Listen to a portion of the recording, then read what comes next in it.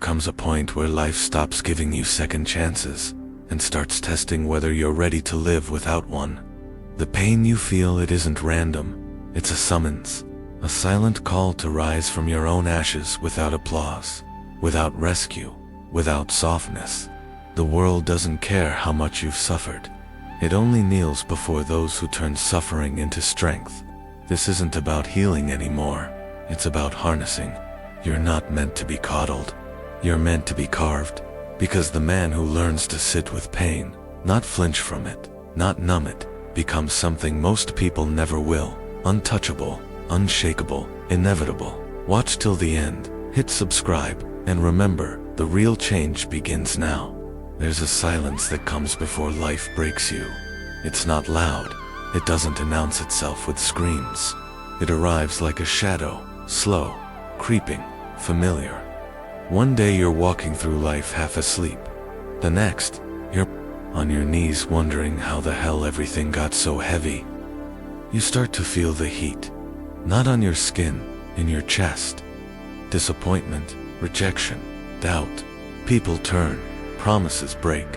Your own reflection becomes a stranger, and in those moments, your instinct will scream, escape, find comfort, numb the ache, protect what's left of you. But what no one tells you is this: that pain, the very thing you're running from, it's not here to destroy you, it's here to rebuild you. You are not designed to be soft. You are not made to be protected from the flame. You were built like steel, and steel is not forged in sunlight. It is beaten, bent, and born in fire. This is the part no one teaches you, because comfort feels good and safety sells. But behind every powerful man is a history of pain that nearly broke him, and a decision not to run from it. If you've been wondering why life has felt so unkind to you lately, maybe it's not cruelty, maybe it's craftsmanship. Maybe life saw potential in you, more than you ever saw in yourself, and so it began stripping away every excuse, every soft edge, every illusion. It doesn't feel noble, it doesn't look pretty, but if you are willing to stand in it, to stay in the fire when everything in you wants to escape, you'll begin to feel something strange rise inside you. A presence, a stillness, not numbness, not detachment, but power, real power, the kind that doesn't yell, the kind that doesn't beg, the kind that stands tall, even when no one's watching. You begin to realize that your scars aren't flaws, they're your blueprints. That pain didn't ruin you, it rebuilt you with sharper edges, heavier hands, and a quieter heart, a heart that doesn't panic in chaos, a mind that doesn't break under pressure. This is what the fire was always for. Not to burn you down, but to burn away what never belonged. Not to crush your spirit, but to awaken it. So if you're in the middle of the fire right now, don't beg for the exit. Stand up, look around, and understand. This is not the end of you. This is where the real you begins. There's a kind of deadness that creeps in long before you ever break. It doesn't scream. It doesn't leave bruises. It just settles quietly, like dust on your spirit. You stop feeling the highs. You stop fearing the lows. You just drift. And the worst part, no one notices. Because you still show up. You still nod. You still say all the right things when people ask how you're doing. I'm fine, but you're not fine. You're flat, disconnected, alive in body, but hollow in soul. And you've gotten good at hiding it, behind screens, behind scrolling, behind the kind of noise that drowns out the one thing you can't face yourself, not because you're weak, but because actually feeling means facing the ache you buried years ago, the disappointments you minimized, the rage you swallowed, the dreams you quietly let die because you convinced yourself they didn't matter anymore, but they did. They still do. The truth is, pain is not what's killing you. Numbness is. You think you've found peace by avoiding it, but what you've actually done is abandon yourself, piece by piece, day by day, until the man in the Mirror feels more like a memory than a presence. And here's the thing no one tells you. You can't selectively numb. You shut down one emotion. You shut down them all. So the laughter doesn't hit the same. The victories feel empty. The relationships become shallow rituals you go through just to keep up the appearance that everything's okay. But deep down, you know something's wrong. You know you weren't built to coast. You weren't made to feel nothing. You were made to burn, to bleed, to break and rebuild and live. Fully, fiercely, honestly. Not in survival mode, not as a ghost, but as a man fully awake. And that awakening doesn't come from comfort. It comes when you finally sit in the silence and let it sting. When you stop running, stop scrolling, and ask yourself the question you've been avoiding. What part of me have I silenced just to survive? Because the only way out of numbness is through it. You have to feel again, even if it terrifies you. Even if it shakes everything you thought you knew about yourself. Because in that trembling is where your soul starts speaking again. And when it does, you'll realize you were never fine. You were just quiet, buried, but never gone. And now, you're waking up. There's a moment you stop believing your own excuses. Not because someone called you out. Not because the world finally collapsed. But because you catch yourself alone, and you can't ignore what you see anymore. The unfinished work, the silent days, the way your eyes avoid the mirror like it holds a truth you're not ready to face. You say you're waiting for the right time, but what you're really doing is hiding behind hope. And that's the most dangerous place a man can live, in the soft lie of someday. Because hope, without war, is just sedation. It feels good, it sounds noble, but it rots you. It keeps you spinning stories about the man you'll be one day, while your habits carve out the man you've become. You don't need more hope. You need a fight, a private fight. The kind no one sees but you feel every morning when you wake up and realize you're not proud. Not of your routine. Not of your discipline. Not of the compromises you keep calling balance. That's where the real war begins. Not out there, not with them, in here, inside, where you finally decide that the version of you you've allowed to survive has to die. That's not poetic, it's surgical, it's brutal, because discipline isn't some shiny virtue, it's blood in the mouth. It's showing up when the mood is gone. It's dragging yourself out of bed when the voices in your head say you've already failed. It's saying no, not to the world, but to the weak part of you that's been running the show for too long. You think change feels inspiring. It doesn't. It feels like war, a quiet, relentless war you fight in silence while no one's cheering. No applause, no affirmations. Just the sound of your own footsteps, showing up again, and again, and again, until something shifts. Not outside, inside. You look in the mirror, and for the first time in a long time, you don't feel ashamed. You don't flinch, because you know what it costs to get here. And it didn't come from dreaming. It came from killing. Killing every excuse, every escape, every soft part of you that begged for comfort. That's what builds a man, not hope, war. And if you're tired of being stuck, don't look up, look in. The enemy is already inside, and it's time you stopped negotiating with him. There comes a point where you stop answering the phone. Not out of bitterness, not out of hate, but because something in you finally breaks, or maybe wakes up, and you realize you've been bleeding yourself dry for people who never planned to stop taking. You start pulling back, quietly, intentionally, and that's when they say it. You've changed. You're cold now, but they don't see what led you here.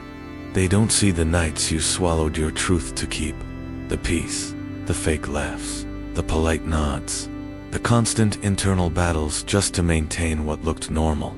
They never see that part. They only notice the silence, not the years that built it, but you do.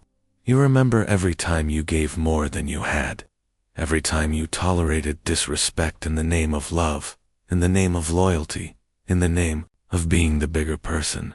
And one day, something in you stops bending.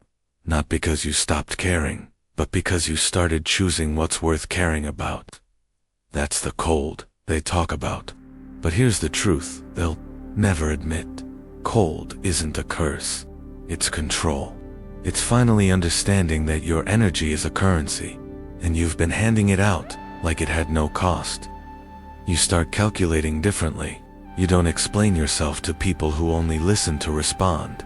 You don't chase closure from those who never gave you clarity in the first place.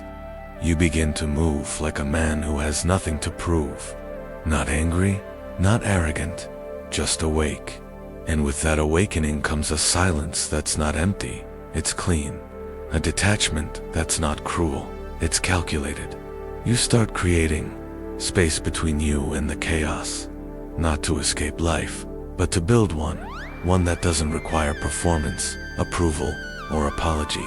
They'll call it heartless. But you'll know the truth. This version of you didn't kill your soul. It saved it. Because cold isn't the absence of emotion. It's the refusal to be ruled by it. It's not about punishing others. It's about protecting yourself from the weight of constant compromise. And when you finally stop explaining, stop softening your edge just to make others comfortable, you feel something powerful settle in your chest. Not numbness, not pride, peace. Not because everything is fine, but because you're finally done pretending, done bleeding, done begging. Cold isn't who you've become, it's what you chose, so you could finally become yourself. There's a moment, and you know it well, when you look at your life and ask the question that lives in every scar. Why me? Why did I get dealt this hand? Why did I have to carry the weight, face the loss, feel the betrayal? And when no answer comes, that silence starts to feel like cruelty. You start to believe you were marked, cursed, set apart for some punishment you don't even remember earning. But that's the lie. That's what the pain wants you to believe, that it's personal, that it means you were weak, forgotten, unworthy. But the truth is sharper. You weren't cursed. You were called. And everything that came for you, the heartbreak, the failure, the quiet breakdowns no one ever saw, it wasn't designed to punish you. It was built to prepare you. That's the part no one wants to admit, that suffering is the cost, the tax, the brutal, necessary price you pay to carry strength that doesn't collapse under pressure. You want depth, then you're going to be dropped into places most people run from. You want power? You'll first feel powerless. You want peace? You'll earn it by crawling through war. This isn't about romanticizing pain. This is about owning it. Because until you stop running from it, until you stop asking why me, you stay a victim to something that was meant to shape you. The world won't hand you a reason. You have to build one. You have to look at the wreckage and say, if I have to carry this, then I'll carry it with purpose. You don't need closure. You need clarity. Not on the past, but on the man you're becoming because of it. And once you flip that switch, everything changes. You stop waiting to be saved. You stop needing it to make sense. You stop expecting the pain to apologize. You just get to work. Because now you understand. The pain didn't come for you because you were weak. It came because you were strong enough to survive it. Strong enough to feel every blow, fall to your knees, and still stand up a different man. So don't resent the wait. Respect it. You weren't picked out for punishment. You were selected for pressure. Because pressure is how steel is made, and suffering. It was never meant to define you. It was only meant to refine you. There's a moment when the pain hits, and everything in you wants to fold. It doesn't matter how strong you thought you were. Pain doesn't knock. It breaks in, unexpected, uninvited. It takes your breath, then it takes your balance. And in that instant, that quiet, raw second, where no one is watching, you're left with a choice most men never see clearly. Do you let this break you into softness, or carve you into steel? See, pain has a strange power. It doesn't just hurt, it shapes. And what it shapes depends on what you hand it. Most people, and maybe this used to be you, they hand it excuses. They wrap their pain in victimhood and call it identity. They let it soften their spine, blur their edges, dim their fire. And it's not because they're weak. It's because they were taught to see pain as a punishment. But what if pain wasn't the enemy? What if it was the blade, and your life was the forge? Then pain isn't what ruins you. It's what sharpens you. It doesn't take your power. It focuses it. If, and only if, you stop looking for a way out and start looking for a way in. Because pain doesn't ask for permission, but it does wait for instruction. It'll either become the reason you crumble or the reason you rise with precision. That's your decision, no one else's. You want to be dangerous. Learn how to bleed without whining. Learn how to sit with it, the betrayal, the regret, the failure, and not turn it into a story where you're the victim. Turn it into silence. Then turn that silence into discipline. Because the most focused men you'll ever meet aren't the ones who had easy paths. They're the ones who got tired of suffering for nothing. They got hit. They got humiliated. They got cracked open. And they said, fine, if this pain is here, I'll use it. And that's where everything changed. They stopped telling the world how much it hurt. They started letting the pain become a compass, a cutting tool, a kind of hunger you can't fake. And when you do that, when you really commit to sharpening instead of softening, you stop wasting time explaining yourself. You stop leaking energy, trying to be understood, because now you're clean. Now, you're not running from the fire. You are the fire. So the next time the pain comes, and it will, don't just survive it. Don't shrink into a version of yourself that feels safer. Stand there, grit your teeth, and sharpen. There's a moment when the noise fades, and the silence feels heavier than any crowd ever could. You look around, and there's no one checking in, no one asking how you're doing, no one filling the space with distractions, with comfort, with noise. And suddenly, the truth creeps in.